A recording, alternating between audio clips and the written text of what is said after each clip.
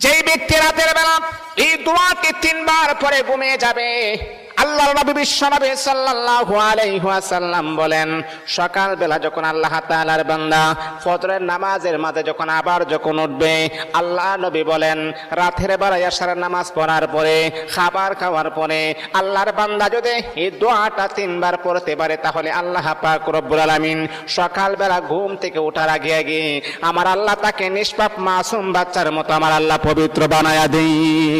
দোয়াটা সবাই আমরা জানি, আমরা সবাই কিন্তু দোয়াটা জানি, কিন্তু আমরা আমল করি না। দোয়াটা হলো আস্তাগফিরুল্লাহাল্লাযী লা ইলাহা ইল্লা হুয়াল হাইয়ুল কাইয়্যুম ওয়া আতুবু ইলাইহি লা হাওলা ওয়ালা কুওয়াতা ইল্লা বিল্লাহিল আলিয়্যিল আযীম।